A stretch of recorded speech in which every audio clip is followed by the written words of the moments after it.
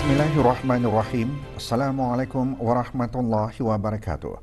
Bersua dalam berita perdana malam ini, saya Syafal Bakrin Haji Suhaili. Dan saya Norbaizura Andy. Berita-berita utama malam ini.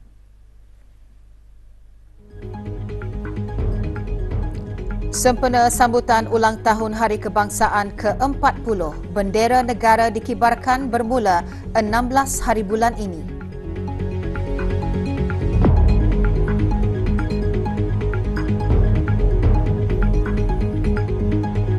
Kerjasama semua pihak diperlukan untuk menghadapi cabaran semasa.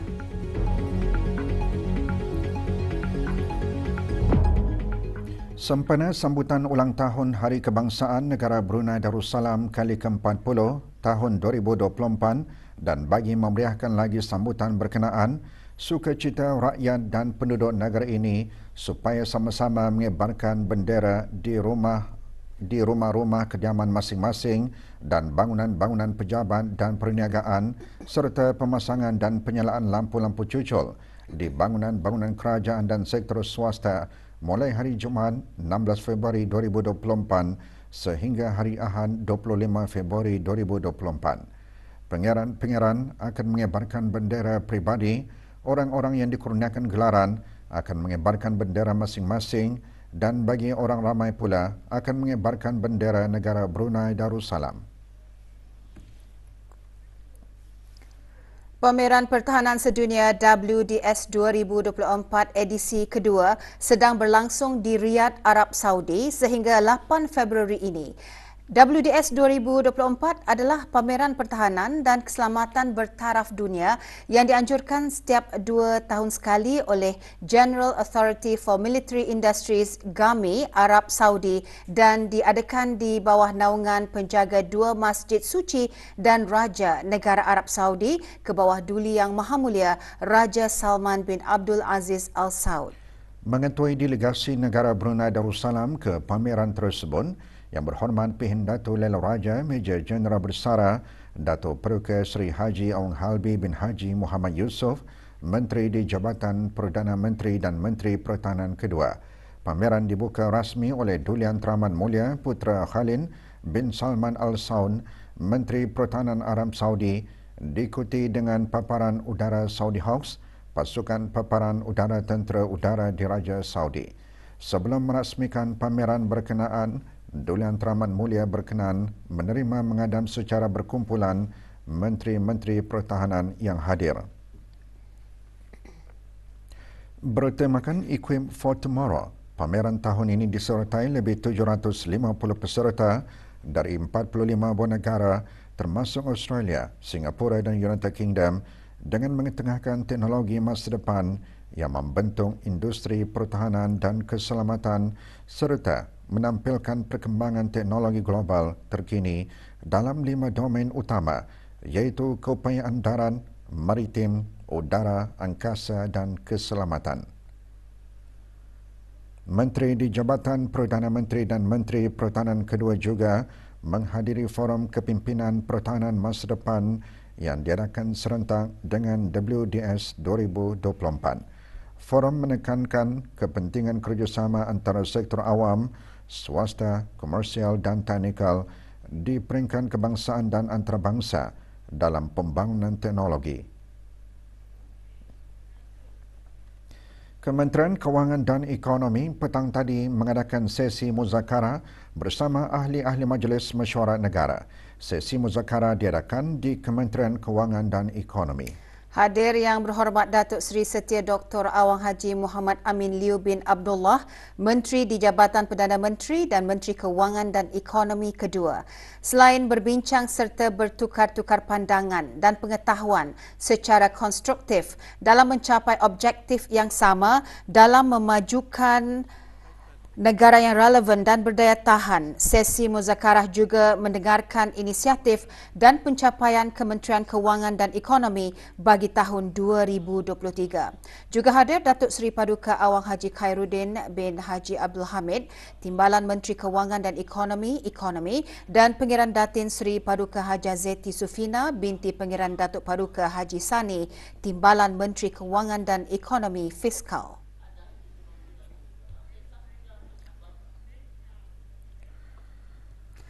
Rombongan ahli Majlis Mesyuarat Negara juga mengadakan sesi muzakarah bersama Kementerian Sumber-Sumber Utama dan Pelancongan.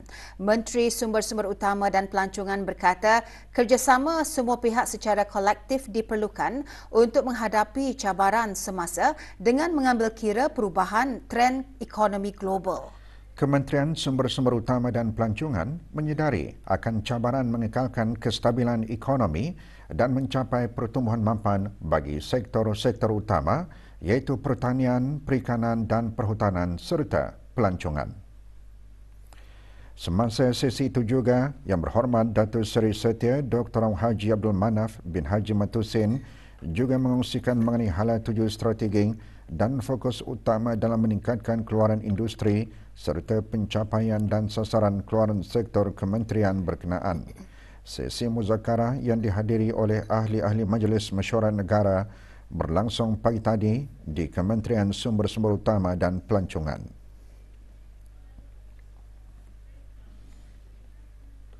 Universiti Teknologi Brunei UTB dan Unified National Networks UNN menjalin kerjasama dalam memperkenalkan pendidikan holografik HoloED Proof of Concept POC yang menjadi revolusi lanskap pendidikan dengan memperkenalkan pengalaman pembelajaran melalui teknologi holografik yang dikuasakan oleh ARHT Media. Kerjasama dimeterai melalui pertukaran memorandum persefahaman di Expo Pengajian Tinggi di Bridex, Jerudong baru-baru ini. Menyaksikan pertukaran MOU yang berhormat Datuk Seri Setia Awang Haji Ahmadin bin Haji Abdul Rahman, Menteri Hal Ehwal Dalam Negeri dan Datin Paduka Profesor Dr. Dayang Haja Zohrah binti Haji Sulaiman, Naib Chancellor UTB. Sementara itu, HoloED POC akan berlangsung selama 5 bulan di kampus UTB bermula bulan ini bagi menguji keboleh laksanaannya dalam lanskap pendidikan Brunei. Maklumat lanjut hubungi UTB bagi mendapatkan slot di cco8@utb.edu.bn. Program kemahiran artisan platform bermanfaat bagi para peserta untuk memulakan perniagaan. Ikuti bahan beritanya selepas ini.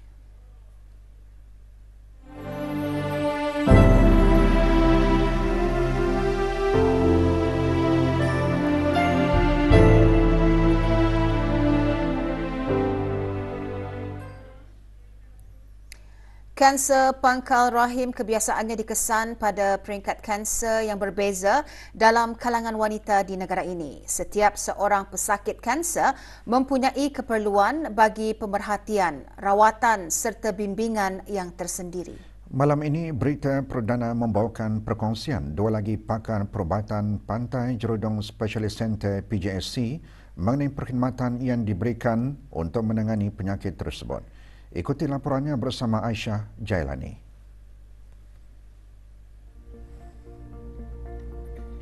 Ketua Unit Onkologi, Perubatan dan Penjagaan Paliatif Pusat Kanser Brunei, PJSC, menjelaskan rawatan kanser pangkal rahim memerlukan perbincangan dari pelbagai jurusan kepakaran terlebih dahulu. Apa yang sebaik-baiknya ialah tadi semua bermesyuarat yang dipanggil multidisciplinary team, di mana pakar-pakar kanser ada pakar-pakar dari segi pakar sakit puan, pakar X-ray, pakar dari segi patologis yang melihat dari mikroskop dan nurse-nurse tadilah yang spesialis dalam bidang inilah. Kadang-kadang ada yang muda, sakit-sakit muda yang umur 30 tahun memerlukan rawatan dari social emotional support, dan dari sanalah tani terpaksa bekerja sama nurses dan ada allied health professionals, dan kadang-kadang juga pun bekerja sama ustaz-ustazah bagi pesakit-pesakit orang Melayu lah, orang Islam tani lah. Sementara itu, Ketua Unit Fizik Perubatan PJSC pula mengongsikan jenis-jenis rawatan yang sedia ada di negara ini bagi merawat pesakit kanser pangkal rahim. Biasanya pembedahan dilakukan di hospital utama RIPAS. Kemoterapi, terapi terarah dan imunoterapi yang melibatkan penggunaan ubat-ubatan untuk menghapuskan sel kanser. And lastly, terapi radiasi. Rawatan ini menggunakan radiasi berkadar tinggi untuk membunuh sel kanser. Dengan perkhidmatan yang diberikan untuk menangani kes-kes kanser di negara ini, jelas menunjukkan usaha kerajaan untuk memberikan penjagaan kesihatan yang lengkap dan menyeluruh. Laporan Aisyah Jailani untuk Berita RTB. Menyentuh mengenai tasbih, pasti lisan dan hati juga turut berzikir, memuji Yang Maha Berkuasa. Bahkan apabila kita mendekatkan diri kepada Allah Subhanahu Wa Taala sambil bertasbih, ia mampu memberikan ketenangan dan pancaran cahaya di jiwa raga serta menghilangkan segala resah, gelisah dalam menjalani kehidupan. Prinsip inilah yang dipegang oleh salah seorang pengusaha pembuatan tasbih tempatan. Zulfadli Haji Kasim membawakan laporannya.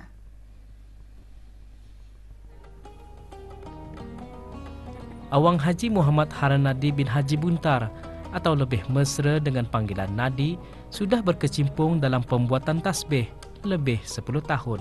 Pada ketika itu, beliau masih bekerja dan membuat tasbih hanyalah sekadar hobi untuk kegunaan sendiri dan diberikan kepada rakan-rakannya. Dan alhamdulillah sesudah tu di mana tu semakin banyak, jadi perkembangkanlah perusahaan ini. Dan alhamdulillah sekarang ni tasbih saya ini bukan saja diminati di dalam negeri, malahan ada juga orang-orang tertentu dari luar negeri buat pesanan tasbih saya ini. Kebanyakan tasbih yang dihasilkan menggunakan kayu-kayuan tempatan yang diperoleh daripada hutan ataupun dibeli di pasaran. Harga yang ditawarkan bagi tasbih yang bercorak bilangan 33 biji dan 99 biji berbeza mengikut ukuran dan jenis kayu yang diinginkan oleh pelanggan. Awang Nadi turut membuat tasbih berkonsepkan bendera Palestin. Bila krisis Palestin bermula, semua orang berasa simpati dengan rakyat Palestin. Dan saya pun terfikir dia cuba membuat tasbih yang berkonsepkan bendera Palestin. Jadi dari sanalah dan saya pun menjual tasbih itu nyurang sambil beramal. Beliau juga mendapat amal pasal sebagian daripada hasil jualan pembeli itu saya termakan untuk kegunaan rakyat Palestin di Gaza. Awang Nadi berharap agar tasbih yang dihasilkannya terus mendapat sambutan menggalakkan daripada orang ramai sekaligus dapat memperluaskan perniagaan beliau ke pasaran luar negara. Antara fungsi tasbih adalah dapat memberi motivasi pada diri sendiri dengan selalu berzikir kepada Allah Subhanahu Wa Taala, terutama saat berzikir dalam jumlah bilangan yang banyak. Zulfadli Haji Kasim untuk Berita RTB. Untuk memberikan asas kemahiran dan pengetahuan mengenai pendingin hawa di samping mempunyai minat dalam bidang tersebut, Pusat Pembangunan Belia menganjurkan program kemahiran artisan. Program tertumpu pada kemahiran asas penyelenggaraan pendingin hawa.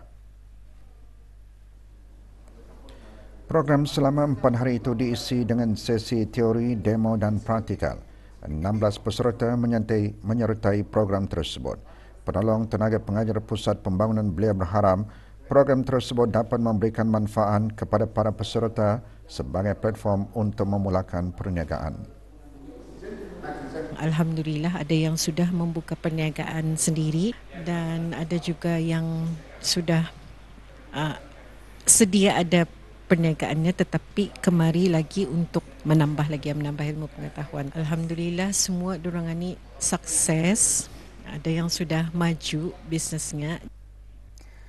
17 perusahaan tempatan menyertai satu acara anjuran Lembaga Kemajuan Ekonomi Brunei LKEB melalui Darussalam Enterprise DARE dan Bank Usahawan Brunei. Diadakan pada 31 Januari lalu di bangunan Reka Bentuk dan Teknologi Kampung Anggrek Desa. Acara merupakan sesi kolaboratif yang bertujuan menggalakkan pertumbuhan dan pembangunan perusahaan mikro, kecil dan sederhana PMKS di negara ini. Pengisian acara termasuk taklimat mengenai rangkaian produk dan perkhidmatan kewangan bank usahawan bagi membantu PMKS menerokai pilihan pembiayaan untuk perniagaan mereka. Juga diadakan sesi konsultasi terbuka. Sebagai usaha kerjasama, bank usahawan akan secara aktif merujuk penerima pembiayaan untuk menyertai pelbagai program yang ditawarkan oleh DARE. Pendekatan tersebut bagi memastikan PMKS tidak hanya mempunyai akses kepada sokongan kewangan tetapi juga mendapat daripada pelbagai inisiatif pembangunan DARE.